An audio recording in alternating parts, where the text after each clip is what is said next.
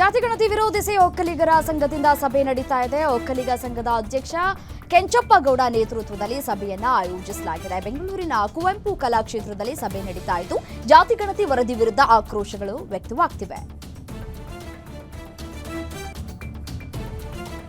ರಾಜ್ಯ ರಾಜಕೀಯದಲ್ಲಿ ಸದ್ಯ ಜಾತಿಗಣತಿ ವರದಿ ಜಟಾಪಟಿ ಜೋರಾದ ಬೆನ್ನಲ್ಲೇ ಉಪಮುಖ್ಯಮಂತ್ರಿ ಹಾಗೂ ಕೆಪಿಸಿಸಿ ಅಧ್ಯಕ್ಷರಾದ ಡಿಕೆ ಶಿವಕುಮಾರ್ ಅವರು ಕಾಂಗ್ರೆಸ್ ಪಕ್ಷದ ಒಕ್ಕಲಿಗ ಸಮುದಾಯದ ಶಾಸಕರ ಸಭೆಯನ್ನ ಕರೆದಿರುವುದು ತೀವ್ರ ಕುತೂಹಲಕ್ಕೆ ಕಾರಣ ಆಗ್ತಾ ಇದೆ. ಕಾಂಗ್ರೆಸ್ ಪಕ್ಷದ ಒಕ್ಕಲಿಗ ಸಮುದಾಯದ ಶಾಸಕರ ಜೊತೆ ಚರ್ಚಿಸಿ ಅಭಿಪ್ರಾಯ ಸಂಗ್ರಹಿಸಲಾಗುವುದು ಅಂತ ತಿಳಿಸಿದ್ದಾರೆ. ನಾನು ಜಾತಿಗಣತಿ ವರದಿಯನ್ನ ಸಂಪೂರ್ಣವಾಗಿ ನೋಡಿಲ್ಲ. ಕಾಂಗ್ರೆಸ್ ಪಕ್ಷದ ನಮ್ಮ ಸಮುದಾಯದ ಶಾಸಕರ ಸಭೆಯನ್ನ ಕರೆದಿದ್ದೇನೆ. ಅವರ ಜೊತೆ ಚರ್ಚಿಸಿ ಎಲ್ಲರ ಗೌರವ ಕಾಪಾಡುವುದಕ್ಕೆ ಸಲಹೆಯನ್ನ ನೀಡ್ತೇವೆ ಅಂದಿದ್ದಾರೆ. ಸಿಎಂ ಸಿದ್ದರಾಮಯ್ಯಗೆ ಇವತ್ತು ಮತ್ತೊಂದು ಅಗ್ನಿ ಪರೀಕ್ಷೆ ಎದುರಾಗಿದೆ. ಮುಡಾ ನಿವೇಶನ ಹಂಚಿಕೆ ಹಗರಣದಲ್ಲಿ ಲೋಕಾಯುಕ್ತ ಪೊಲೀಸರು ಸಲ್ಲಿಸಿರುವಂತಹ ಬಿ ರಿಪೋರ್ಟ್ ಕುರಿತಂತೆ ಅಂತಿಮ ತೀರ್ಪು ಪ್ರಕಟ ಆಗಲಿದೆ. ಬಿ ರಿಪೋರ್ಟ್ ಕುರಿತಂತೆ ಜಾರಿ ನಿರ್ದೇಶನಾಲಯ ಅಂದ್ರೆ ಇಡಿ ಹಾಗೂ ದೂರುದಾರ ಸ್ನೇಹಮಯಿ ಕೃಷ್ಣ ತಕರಾರು ಅರ್ಜಿ ಸಲ್ಲಿಸಿದ್ರು. ಇದರ ವಿಚಾರಣೆ ನಡೆಸಿದ ಜನಪ್ರತಿನಿಧಿಗಳ ವಿಶೇಷ ನ್ಯಾಯಾಲಯ ಇವತ್ತು ಅಂತಿಮ ತೀರ್ಪನ್ನ ಪ್ರಕಟಿಸಲಿದೆ.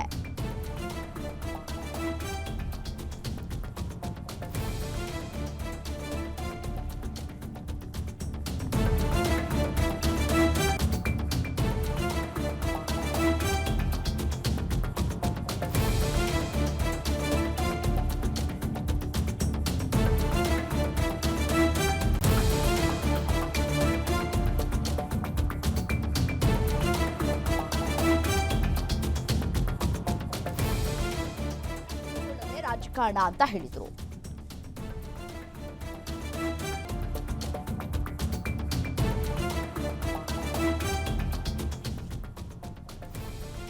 ಜಾತಿಗಣತಿ ವಿಚಾರದಲ್ಲಿ ಸಿದ್ದರಾಮಯ್ಯ ಕುರಿ ಮಾಡಿದ್ದಾರೆ ಅಂತ ಸಿಎಂ ವಿರುದ್ಧ ಪ್ರತಾಪ್ ಸಿಂಹ ವಾಗ್ದಾಳಿ ನಡೆಸಿದ್ದಾರೆ. ಮೈಸೂರಿನಲ್ಲಿ ಮಾತನಾಡಿದ ಅವರು ಅವರ ಪಕ್ಷ ಮತ್ತು ವಿಪಕ್ಷಗಳನ್ನ ಸಿದ್ದರಾಮಯ್ಯ ಕುರಿ ಮಾಡಿದ್ದಾರೆ. ವಾಸ್ತವ ವಿಚಾರಗಳನ್ನ ಮರೆಮಾಚುವುದಕ್ಕೆ ವರದಿ ಮುನ್ನೆಲೆಗೆ ಬಂದಿದೆ. ಸಿದ್ದರಾಮಯ್ಯ ಒಡಿತಾ ಇರೋ ಯಾವುದೇ ಜಾತಿಯನ್ನ ಅಲ್ಲ, ಒಟ್ಟಾರೆ ಹಿಂದೂ ಧರ್ಮದ ಒಡೆಯೋಕೆ ಹೊರಟಿದ್ದಾರೆ ಅಂತ ಹೇಳಿ ಕಿಡಿಕಾರಿದ್ದಾರೆ.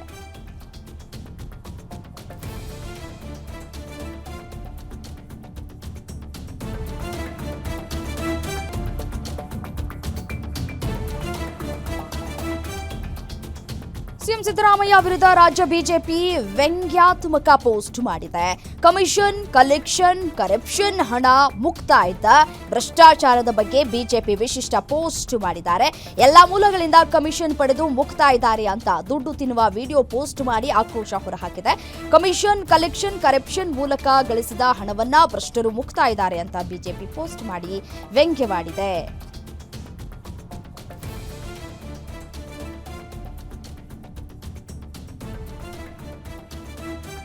ಬಿಜೆಪಿಗರು ಮೀಸಲಾತಿಯ ವಿರೋಧಿಗಳು, ಹೀಗಾಗಿ ಗಣತಿ ವರದಿಯನ್ನ ವಿರೋಧಿಸ್ತಾ ಇದ್ದಾರೆ ಅಂತ ಸಚಿವ ಕೆಎನ್ ರಾಜಣ್ಣ ಕಿಡಿಕಾರಿದ್ದಾರೆ.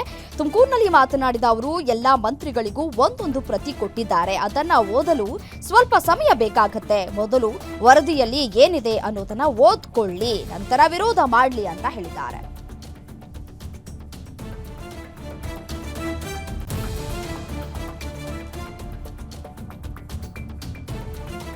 ಜಾತಿಗಣತಿ ವಿರುದ್ಧ ಎಕ್ಸ್ನಲ್ಲಿ ಪೋಸ್ಟ್ ಮಾಡಿ ಎಚ್ಡಿ ಕುಮಾರಸ್ವಾಮಿ ಆಕ್ರೋಶ ವ್ಯಕ್ತಪಡಿಸಿದ್ದಾರೆ. ಮಂಡ್ಯ, ಕೋಲಾರ, ರಾಮನಗರ, ಬೆಂಗಳೂರು ಗ್ರಾಮಾಂತರ, ತುಮಕೂರು, ಚಿತ್ರದುರ್ಗ ಸೇರಿ ಹಳೆ ಮೈಸೂರಲ್ಲಿ ವಾಸಿಸುವ ಒಕ್ಕಲಿಗರ ಸಂಖ್ಯೆ ಎಷ್ಟು? ಒಕ್ಕಲಿಗ ಸಮಾಜಕ್ಕೆ ಸೇರಿದ ಅಂಕಿ ಸಂಖ್ಯೆ ಅಷ್ಟೇ ಅಲ್ಲ, ವೀರಶೈವ ಲಿಂಗಾಯತ ಸಮಾಜದ ಸಂಖ್ಯೆಯೂ ಅಚ್ಚರಿ ಹುಟ್ಟಿಸಿದೆ. ಇದು ಅಲ್ಲೋಲ ಕಲ್ಲೋಲ ಎಬ್ಬಿಸುವ ಹೂಡಿಸಿರುವಂತಹ ಷಡ್ಯಂತ್ರವೇ ಅನ್ನುವಂತಹ ಮಾತುಗಳನ್ನ ಎಕ್ಸ್ ಖಾತೆಯಲ್ಲಿ ಅವರು ಆಡಿರುವಂಥದ್ದು. ಇಡೀ ರಾಜ್ಯವು ಜಾತಿ ಬೆಂಕಿಯಲ್ಲಿ ಹೊತ್ತಿ ಉರಿತಾ ಇದೆ ಅಂತ ವಾಗ್ದಾಳಿಯನ್ನ ನಡೆಸಿದ್ದಾರೆ ಸರ್ಕಾರದ ವಿರುದ್ಧ.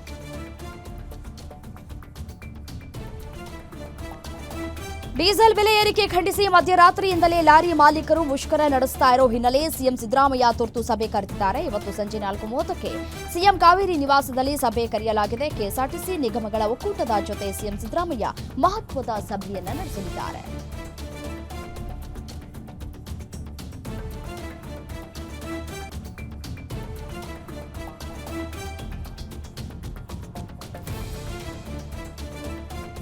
ಸಿಎಂ ಸಿದ್ದರಾಮಯ್ಯ ವಿರುದ್ಧ ನಡೀತಾ ಇರುವ ಮುಡಾ ಹಗರಣದ ವಿಚಾರಣೆ ಕುರಿತು ಲೋಕಾಯುಕ್ತ ಸಲ್ಲಿಸಿರುವ ಬಿ ರಿಪೋರ್ಟ್ ಬಗ್ಗೆ ಅನುಮಾನ ಇದೆ ಅಂತ ಗ್ಯಾರಂಟಿ ನ್ಯೂಸ್ಗೆ ದೂರುದಾರ ಸ್ನೇಹಮಯಿ ಕೃಷ್ಣ ಹೇಳಿಕೆ ಕೊಟ್ಟಿದ್ದಾರೆ. ನಮ್ಮ ಪರವಾಗಿ ತೀರ್ಪು ಬರುವ ವಿಶ್ವಾಸವಿದೆ. ಲೋಕಾಯುಕ್ತ ಸಲ್ಲಿಸಿದ ಬಿ ರಿಪೋರ್ಟ್ ಅನ್ನು ನ್ಯಾಯಾಲಯ ತಿರಸ್ಕರಿಸುವ ಸಂಪೂರ್ಣ ವಿಶ್ವಾಸವಿದ್ದು ಆರೋಪಿಗಳಿಗೆ ಶಿಕ್ಷೆ ಕೊಡಿಸದೆ ನಾನು ಬಿಡೋದಿಲ್ಲ ಅಂತ ಸಿದ್ದರಾಮಯ್ಯ ವಿರುದ್ಧ ದೂರುದಾರ ಸ್ನೇಹಮಯಿ ಕೃಷ್ಣ ಗುಡುಗಿದ್ದಾರೆ.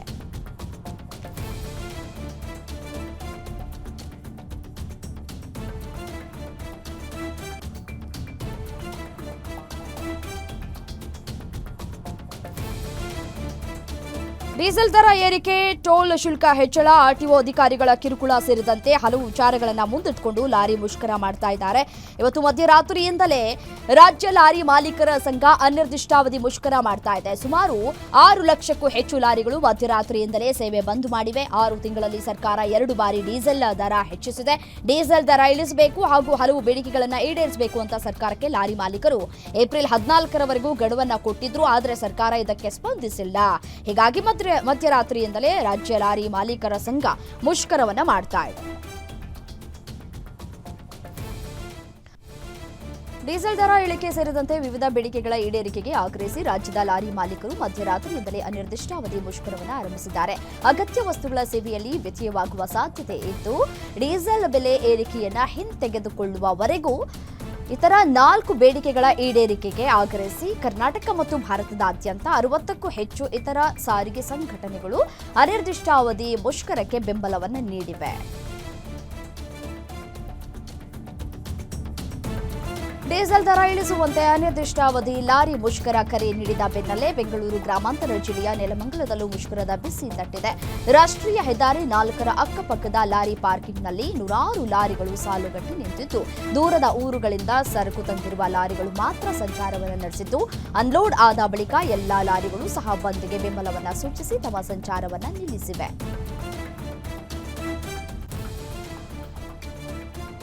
ಡೀಸೆಲ್ ದರ ಏರಿಕೆ, ಟೋಲ್ ಶುಲ್ಕ ಹೆಚ್ಚಳ, ಆರ್ಟಿಒ ಅಧಿಕಾರಿಗಳ ಕಿರುಕುಳ ಸೇರಿದಂತೆ ಹಲವು ವಿಚಾರಗಳನ್ನು ಮುಂದೆ ಇಟ್ಟುಕೊಂಡು ಲಾರಿ ಮುಷ್ಕರ ಹಿನ್ನೆಲೆ ದೇವನಹಳ್ಳಿ, ದೊಡ್ಡಬಳ್ಳಾಪುರ, ಹೊಸಕೋಟೆ ರಸ್ತೆಗಳೆಲ್ಲ ಖಾಲಿ ಉಳಿದಿವೆ. ದಿನನಿತ್ಯ ಸಾವಿರಾರು ಸಂಖ್ಯೆಯಲ್ಲಿ ಓಡಾಡ್ತಾ ಇದ್ದ ಲಾರಿಗಳು ಇದೀಗ ಲಾರಿಗಳ ಸಂಚಾರ ಇಲ್ಲದೆ ರಸ್ತೆಗಳೆಲ್ಲವೂ ಕೂಡ ಬಿಕೋ ಅಂತಿವೆ. ಅಲ್ಲೊಂದು ಇಲ್ಲೊಂದು ಲಾರಿ ಅಷ್ಟೇ ಸಂಚರಿಸ್ತಾ ಇದ್ದು ಬಹುತೇಕ ರಾಜ್ಯ ಹೆದ್ದಾರಿಗಳಲ್ಲಿ ಲಾರಿ ಸಂಚಾರವೇ ಇಲ್ಲದಂತಾಗಿದೆ.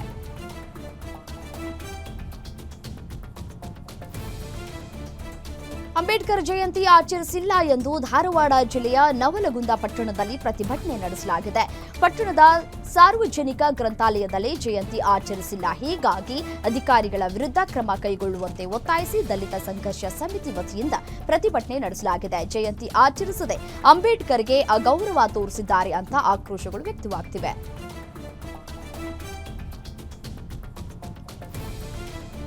ರಾಜ್ಯಾದ್ಯಂತ ಲಾರಿ ಮುಷ್ಕರ ಹಿನ್ನೆಲೆ ಅತ್ತಿಬೆಲೆ ಆರ್ಟಿಒ ಚೆಕ್ ಪೋಸ್ಟ್ಗೆ ಬೆಂಗಳೂರು ನಗರ ಸಾರಿಗೆ ಜಂಟಿ ಆಯುಕ್ತೆ ಶೋಭಾ ಭೇಟಿಯನ್ನ ನೀಡಿದ್ದಾರೆ. ಭೇಟಿ ಸಂದರ್ಭದಲ್ಲಿ ಆರೋಗ್ಯ ತಪಾಸಣೆಯನ್ನ ಮಾಡಿಸಿಕೊಂಡಿದ್ದಾರೆ. ವಾಹನ ಚಾಲಕರಿಗೆ ನಿತ್ಯ ಉಚಿತ ಆರೋಗ್ಯ ತಪಾಸಣೆ ಆಯೋಜನೆ ಹಿನ್ನೆಲೆ ಸ್ವತಃ ಜಂಟಿ ಆಯುಕ್ತೆ ಶೋಭಾ ಆರೋಗ್ಯವನ್ನ ತಪಾಸಣೆ ಮಾಡಿಸಿಕೊಂಡಿದ್ದಾರೆ. ನಂತರ RTO check post ಕಚೇರಿಯನ್ನ ಪರಿಶೀಲಿಸಿದ್ದಾರೆ.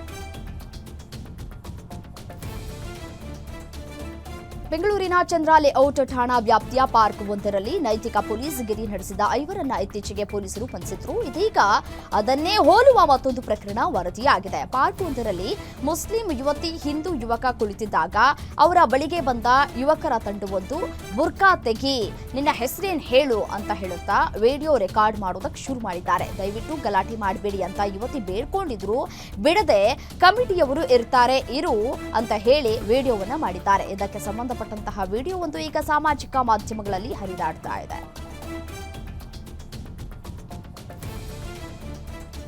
Silicon city ಬೆಂಗಳೂರಿನಲ್ಲಿ ಡ್ರಗ್ಸ್ ಮಾಫಿಯಾ ಹೆಮ್ಮರವಾಗಿ ಬೆಳೆದು ಯುವ ಸಮೂಹವನ್ನ ದಾರಿ ತಪ್ಪಿಸ್ತಾ ಇದೆ.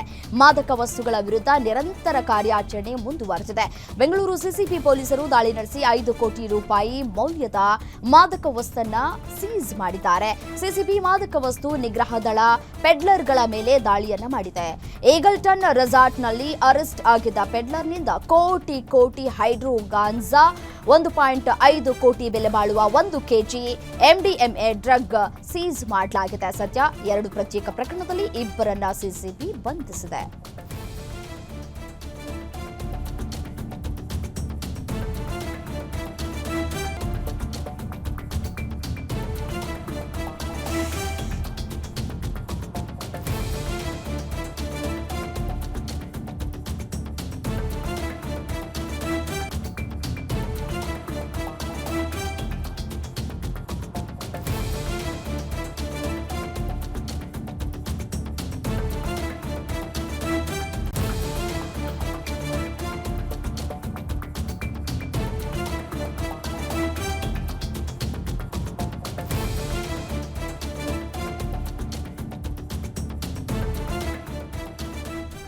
ಮೈಸೂರು ಜಿಲ್ಲೆ ಟಿ ನರಸೀಪುರ ತಾಲೂಕಿನ ಬನ್ನೂರು ಸೇತುವೆ ಮೇಲೆ ಬೈಕ್ ಮತ್ತು ಕಾರು ನಡುವೆ ಭೀಕರ ರಸ್ತೆ ಅಪಘಾತ ಸಂಭವಿಸಿದೆ.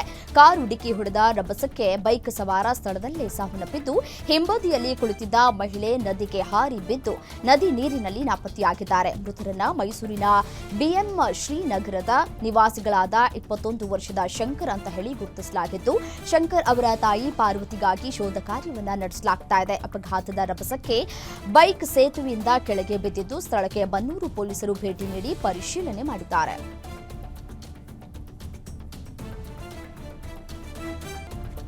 ಸಾಲಗಾರರ ಕಿರುಕುಳಕ್ಕೆ ಯುವಕ ವಿಷ ಕುಡಿದು ಆತ್ಮಹತ್ಯೆಗೆ ಯತ್ನಿಸಿದ ಘಟನೆ ವಿಜಯಪುರದಲ್ಲಿ ನಡೆದಿದೆ. ಸಾಲ ತುಂಬುವಂತೆ ಕಿರುಕುಳವನ್ನ ಕೊಡ್ತಾ ಇದ್ದಾರೆ ಅಂತ ಹೇಳಿ ಈ ಹಿನ್ನೆಲೆಯಲ್ಲಿ ಮನನೊಂದು ಶೋಭಿತ್ ಇದೀಗ ಆತ್ಮಹತ್ಯೆಗೆ ಯತ್ನಿಸಿದ್ದಾನೆ. ಮೊಬೈಲ್ ಅಂಗಡಿಯೊಂದರಲ್ಲಿ ಕೆಲಸ ಮಾಡಿಕೊಂಡಿದ್ದ ಯುವಕ ಶೋಭಿತ್ ಬಡ್ಡಿ ರೂಪದಲ್ಲಿ ಹಾಗೂ ಕ್ರೆಡಿಟ್ ಕಾರ್ಡ್ ಮೂಲಕ ಸಾಲವನ್ನ ಮಾಡಿದ್ದಾನೆ. ಅಲ್ಲದೆ ಯುವಕನ ತಂದೆಗೂ ಸಾಲ ಪಾವತಿಸುವಂತೆ ಸಾಲಗಾರರು ಕಿರುಕುಳವನ್ನ ನೀಡ್ತಾ ಇದ್ರು. ಇದರಿಂದ ಮನನೊಂದು ಶೋಭಿತ್ ವಿಷ ಸೇರಿಸಿ ಆತ್ಮಹತ್ಯೆಗೆ ಯತ್ನಿಸಿದ್ದು, ಖಾಸಗಿ ಆಸ್ಪತ್ರೆಯಲ್ಲಿ ಯುವಕನಿಗೆ ಚಿಕಿತ್ಸೆ ಮುಂದುವರೆದಿದೆ. ಈ ಸಂಬಂಧ ಆದರ್ಶ ನಗರ ಪೊಲೀಸ್ ಠಾಣೆಯಲ್ಲಿ ಪ್ರಕರಣ ದಾಖಲಾಗಿದೆ.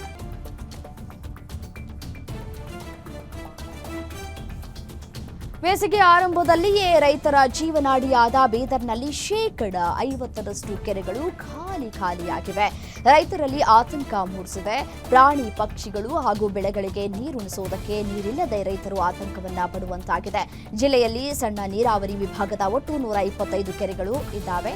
ಇವುಗಳಲ್ಲಿ 13 ಕೆರೆಗಳು ಸಂಪೂರ್ಣವಾಗಿ ಖಾಲಿಯಾಗಿವೆ. ಹಾಗಾಗಿ ಈಗಲಾದರೂ ಅಧಿಕಾರಿಗಳು ರೈತರಿಗೆ ಅನುಕೂಲ ಆಗುವ ರೀತಿಯಲ್ಲಿ ಕೆರೆಗಳನ್ನ ತುಂಬಿಸುವ ಕೆಲಸವನ್ನ ಮಾಡಲಿ ಅಂತ ಹೇಳಿ ರೈತರು ಒತ್ತಾಯಿಸ್ತಾ ಇದ್ದಾರೆ.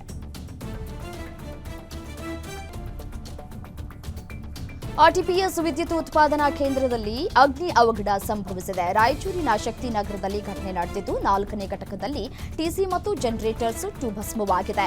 210 ಮೆಗಾವ್ಯಾಟ್ ಉತ್ಪಾದನೆ ಮಾಡುವ ಕೇಂದ್ರ ಇದಾಗಿದ್ದು, ತಾಂತ್ರಿಕ ದೋಷದಿಂದ 3 ತಿಂಗಳಿನಿಂದ ಸ್ಥಗಿತವಾಗಿತ್ತು. ಜನರೇಟರ್ನಿಂದ ವಿದ್ಯುತ್ ಪ್ರಹರಿಸಿ ಬೆಂಕಿ ಅವಘಡವಾಗಿ ಕೋಟ್ಯಾಂತರ ರೂಪಾಯಿ ಮೌಲ್ಯದ ವಸ್ತುಗಳು ಸುಟ್ಟು ಕರಕಲಾಗಿವೆ. ಸ್ಥಳಕ್ಕೆ ಅಗ್ನಿಶಾಮಕ ಸಿಬ್ಬಂದಿ ಭೇಟಿ ನೀಡಿ ಬೆಂಕಿ ನಂದಿಸುವುದಕ್ಕೆ ಹರಸಾಹಸಪಟ್ಟಿದೆ. ರಸ್ತೆ ಬದಿ ಹಾಕಿದ್ದ ಫರ್ನಿಚರ್ ಅಂಗಡಿ ಸಂಪೂರ್ಣ ಭಸ್ಮವಾಗಿದೆ. ಕಲಬುರಗಿ ನಗರದ ವಸಂತ ನಗರದಲ್ಲಿ ಅಗ್ನಿ ಅವಘಡ ಸಂಭವಿಸಿದೆ. ಹಳೆಯ ಫರ್ನಿಚರ್ ಜೊತೆಗೆ ಕಾರು ಕೂಡ ಬೆಂಕಿಗೆ ಆಹುತಿಯಾಗಿದೆ. ಸ್ಥಳಕ್ಕೆ ಅಗ್ನಿಶಾಮಕ ಸಿಬ್ಬಂದಿ ಭೇಟಿ ನೀಡಿ ಬೆಂಕಿ ನಂದಿಸುವಲ್ಲಿ ಯಶಸ್ವಿಯಾಗಿದೆ. ಘಟನೆಗೆ ಸಂಬಂಧಪಟ್ಟಂತೆ ಸ್ಟೇಷನ್ ಬಜಾರ್ ಪೊಲೀಸ್ ಠಾಣೆಯಲ್ಲಿ ಪ್ರಕರಣ ದಾಖಲಾಗಿದೆ.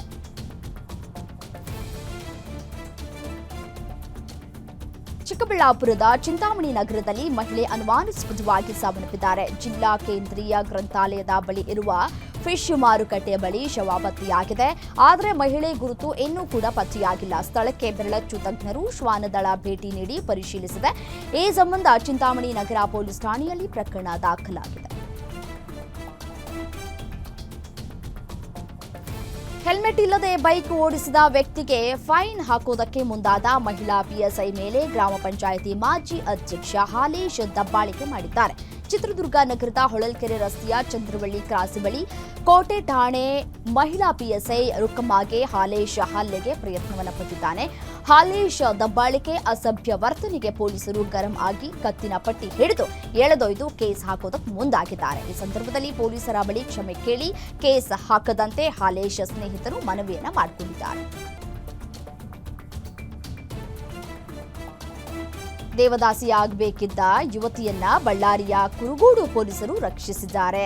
ಯುವತಿಯನ್ನ ರಕ್ಷಿಸಿ ಪ್ರೀತಿಸಿದ ಯುವಕನ ಜೊತೆ ಮದುವೆ ಮಾಡಿಸಿದ್ದಾರೆ. ಬಳ್ಳಾರಿಯ ಕುರುಗೋಡು ತಾಲೂಕಿನ ವಡ್ಡಟ್ಟಿ ಕ್ರಾಸ್ ನಿವಾಸದ ಯುವತಿಯನ್ನ ಪೋಷಕರು ಬಲವಂತವಾಗಿ ದೇವದಾಸಿ ಮಾಡೋದಕ್ಕೆ ಹೊರಟಿದ್ರು. ಈ ಸಂದರ್ಭದಲ್ಲಿ ಯುವತಿಯನ್ನ ಪತ್ತೆ ಹಚ್ಚಿ ಪೋಷಕರನ್ನ ಪಿಎಸ್ಐ ಸುಪ್ರೀತ್ ಠಾಣೆಗೆ ಕರೆಸಿ ಯುವತಿಯ ಪೋಷಕರಿಗೆ ಬುದ್ಧಿ ಮಾತನ್ನ ಹೇಳಿ ಪ್ರೀತಿಸಿದ ಯುವಕನ ಜೊತೆ ಮದುವೆ ಮಾಡಿಸಿದ್ದಾರೆ. ಪೊಲೀಸರ ಈ ಕಾರ್ಯಕ್ಕೆ ಸಾರ್ವಜನಿಕರು ಮೆಚ್ಚುಗೆಯನ್ನು ವ್ಯಕ್ತಪಡಿಸ್ತಾ ಇದ್ದಾರೆ.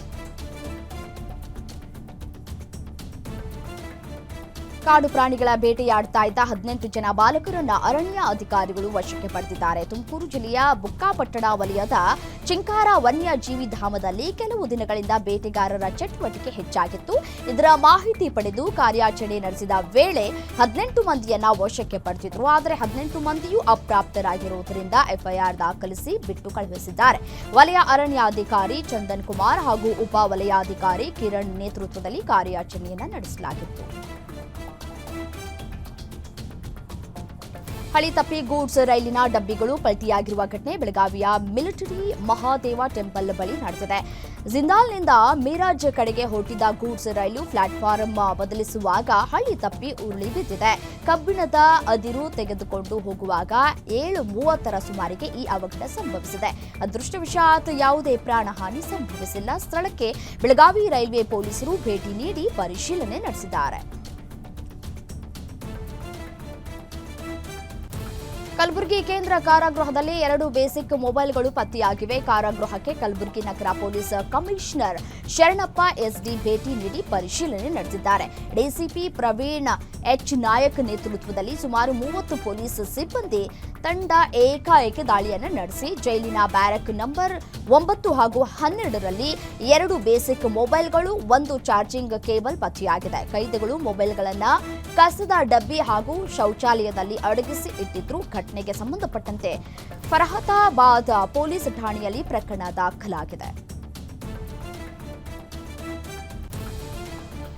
ತುಮಕೂರು ಜಿಲ್ಲೆಯ ಮಧುಗಿರಿ ತಾಲೂಕಿನ ವೀರಚಿನ್ನೇನಹಳ್ಳಿಯಲ್ಲಿ ಮನಸೋ ಇಚ್ಛೆ ಚಾಕು ಇರಿದು ವ್ಯಕ್ತಿಯೊಬ್ಬರನ್ನ ಕೊಲೆ ಮಾಡಲಾಗಿದೆ. 40 ವರ್ಷದ ರಾಜು ಎನ್ನುವವರನ್ನ ಇಂದು ಬೆಳಗಿನ ಜಾವ 4:30 ಸಂದರ್ಭದಲ್ಲಿ ದುಷ್ಕರ್ಮಿಗಳು ಭೀಕರವಾಗಿ ಕೊಲೆ ಮಾಡಿದ್ದಾರೆ.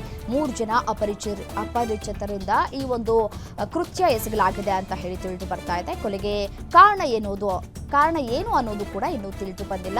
ಮಿಣಿಗೇಶಿ ಪೊಲೀಸ್ ಠಾಣಾ ವ್ಯಾಪ್ತಿಯಲ್ಲಿ ಘಟನೆ ಬೆಳಕಿಗೆ ಬಂದಿದೆ. ಸೋಷಿಯಲ್ ಮೀಡಿಯಾದಲ್ಲಿ ದಿನನಿತ್ಯ ಸಾಕಷ್ಟು ವಿಡಿಯೋಗಳು ವೈರಲ್ ಆಗುತ್ತೆ. ಅದರಲ್ಲಿಯೂ ಈ ಪುಟಾಣಿಗಳ ವಿಡಿಯೋವನ್ನ ನೋಡುವ ಖುಷಿಯೇ ಬೇರೆ. ಮುಗ್ಧತೆ, ತರ್ಲೆ, ತುಂಟಾಟಗಳು ಸಹಜವಾಗಿ ನೋಡುಗರ ಮನಸ್ಸನ್ನ ಗೆಲ್ಲುತ್ತೆ. ಇದೀಗ ವೈರಲ್ ಆಗಿರುವ ವಿಡಿಯೋದಲ್ಲಿ ಪುಟಾಣಿಯೊಂದು ಪುಟ್ಟ ಪಕ್ಷಿಗೆ ಆಹಾರವನ್ನ ನೀಡ್ತಾ ಇದೆ. ಈ ಪುಟಾಣಿಯ ಹೃದಯವಂತಿಕೆಯು ನೆಟ್ಟಿಗರ ಮನಸ್ಸನ್ನ ಗೆದ್ದುಕೊಂಡಿದೆ.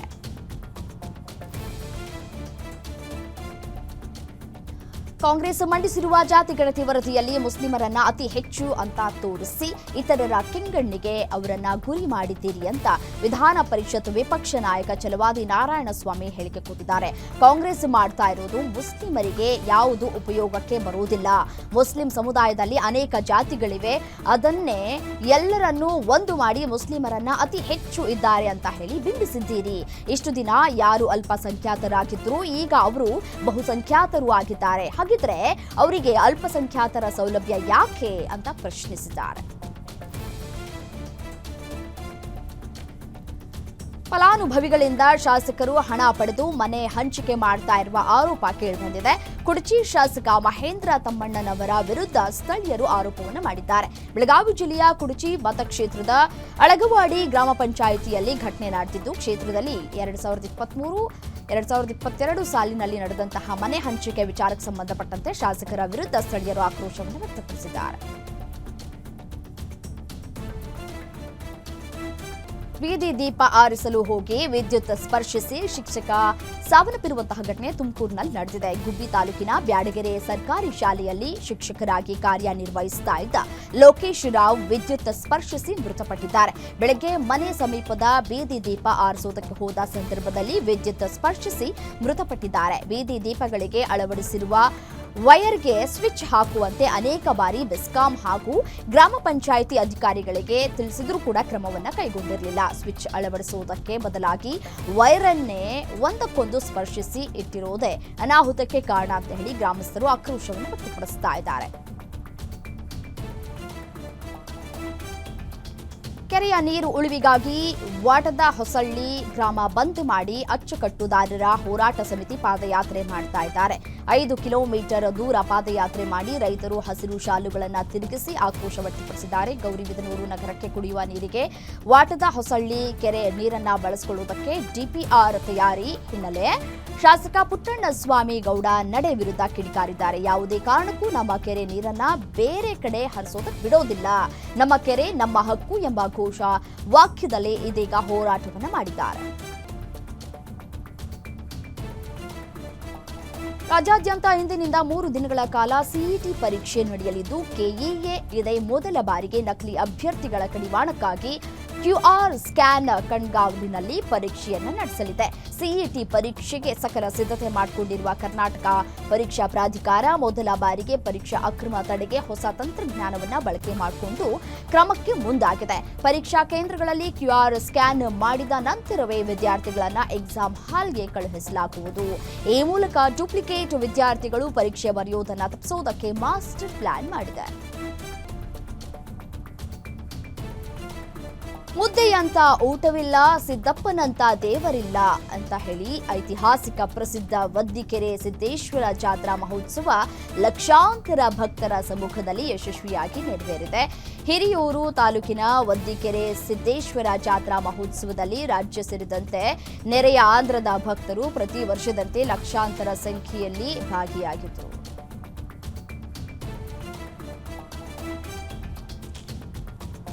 ಈ ವರ್ಷ ನಡೆಯುವ ಬಿಹಾರ ಸಾರ್ವತ್ರಿಕ ವಿಧಾನಸಭಾ ಚುನಾವಣೆಯಿಂದ ಎನ್ಡಿಎದಿಂದ ಆರ್ಎಲ್ಜೆಪಿ ಹೊರಬರುವ ಘೋಷಣೆ ಮಾಡಿದೆ. ಬಿಹಾರದ ಆಡಳಿತಾರೂಢ ಭಾಗವಾಗಿರುವ ಎನ್ಡಿಎ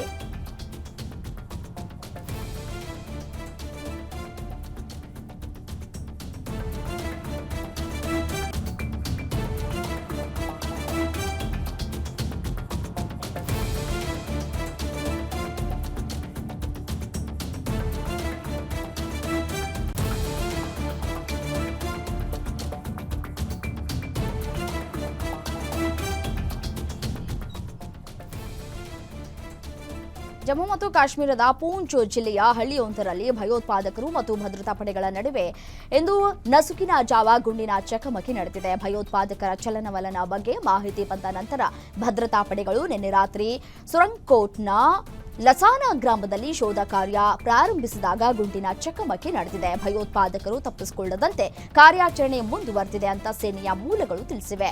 ಗುಂಡಿನ ದಾಳಿಯಲ್ಲಿ ಒಬ್ಬ ಸೇನಾ ಸಿಬ್ಬಂದಿ ಗಾಯಗೊಂಡಿದ್ದಾರೆ.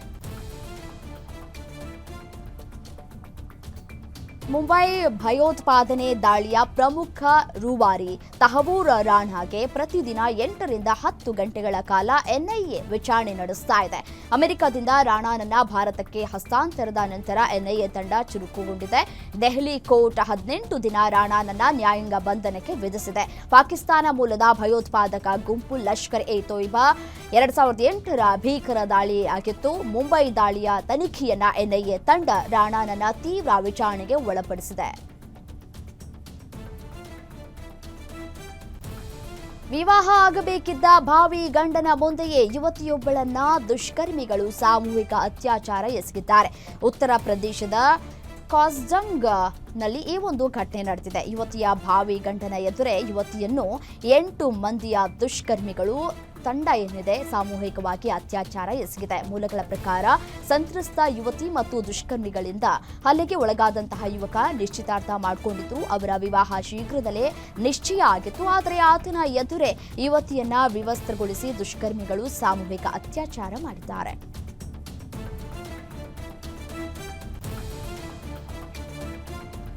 ಹರಿಯಾಣದ ಶಿಕೋಹಪುರದಲ್ಲಿ ನಡೆದ ಭೂ ವ್ಯವಹಾರ ಪ್ರಕರಣದಲ್ಲಿ ಅಕ್ರಮ ಹಣ ವರ್ಗಾವಣೆ ತಡೆ ಕಾಯ್ದೆ ಅಡಿಯಲ್ಲಿ ಕಾಂಗ್ರೆಸ್ ಸಂಸ್ಥೆ ಪ್ರಿಯಾಂಕಾ ಗಾಂಧಿ ಅವರ ಪತಿ ರಾಬರ್ಟ್ ವಾದ್ರಾಗೆ ಜಾರಿ ನಿರ್ದೇಶನಾಲಯದಿಂದ 2ನೇ ಬಾರಿಗೆ ಸಮನ್ಸ್ ನೀಡಲಾಗಿತ್ತು. ಈ ಕುರಿತು ಇವತ್ತು ದೆಹಲಿಯ ಇಡಿ ಕಚೇರಿಗೆ ವಿಚಾರಣೆಗೆ ಹಾಜರಾಗಿದ್ದರು. ಈ ಸಂದರ್ಭದಲ್ಲಿ ಮಾತನಾಡಿದ ಅವರು, ನನ್ನ ತಪ್ಪು ಏನು ಅಂತ ಹೇಳಿ ನನಗೆ ತಿಳಿದಿಲ್ಲ. ಇದರ ಹಿಂದೆ ರಾಜಕೀಯ ದ್ವೇಷವಿದೆ, ತನಿಖಾ ಏಜೆನ್ಸಿಗಳ ದುರುಪಯೋಗ ಮಾಡಿಕೊಳ್ಳಲಾಗ್ತಾ ಇದೆ ಅಂತ ಹೇಳಿ ಕಿಡಿಕಾರಿದ್ದಾರೆ.